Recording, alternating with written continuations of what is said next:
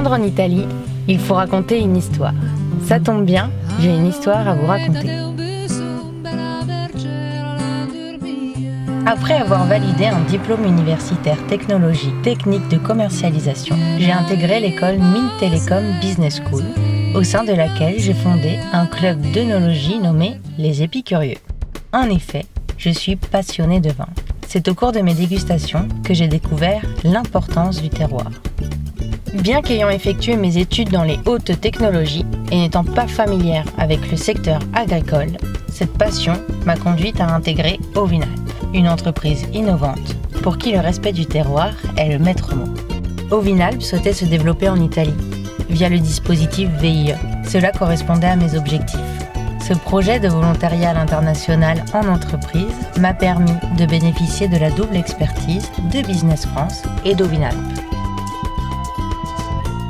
La suite, elle repose sur mes épaules, ou plutôt sur mes papilles. Comment déguste-t-on un bon vin ?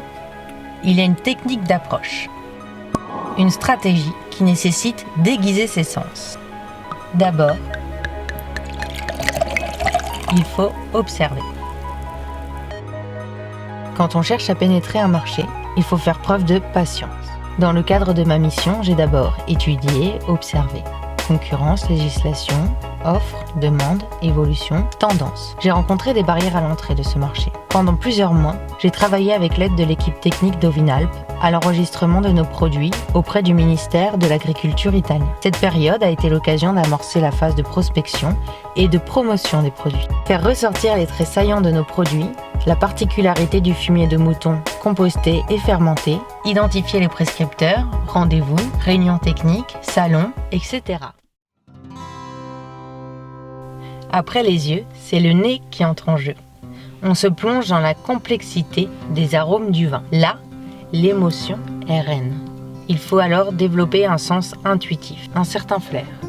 Pour sentir un marché, il n'y a pas de secret. C'est le terrain qui paye. Après avoir identifié mes cibles, j'ai passé une très grande partie de mon temps sur la route, à la recherche de distributeurs, de prescripteurs et bien sûr de prospects. À force de rencontres et d'arguments aiguisés, j'ai pu mettre en œuvre la stratégie de la tache d'huile, acquisition de clients référents et développement dans leurs alentours. C'est l'heure du verdict. Ici, la technique est importante. Une fois en bouche, le vin doit passer par tous nos capteurs papillaires. On connaît sa robe, ses arômes, il faut désormais convaincre.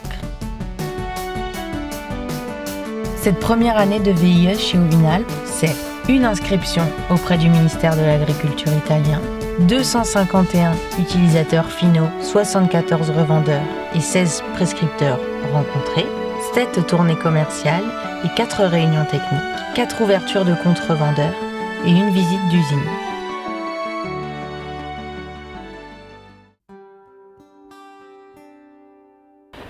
Je connaissais peu le monde agricole, ni la culture italienne. Cette année, j'ai découvert le monde agricole en Italie et j'ai adoré.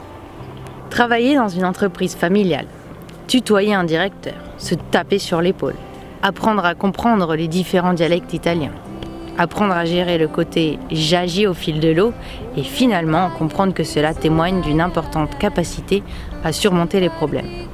Cette mission VIE m'a donné accès à un niveau de responsabilité élevé par rapport à mon expérience de jeune diplômé. Se responsabiliser et se professionnaliser, voilà ce que signifie être un VIE. Depuis plus d'1 an, ce dispositif a accéléré mon entrée dans la vie active. Mais il m'a aussi et surtout permis d'écrire le début d'une belle histoire, à ma manière.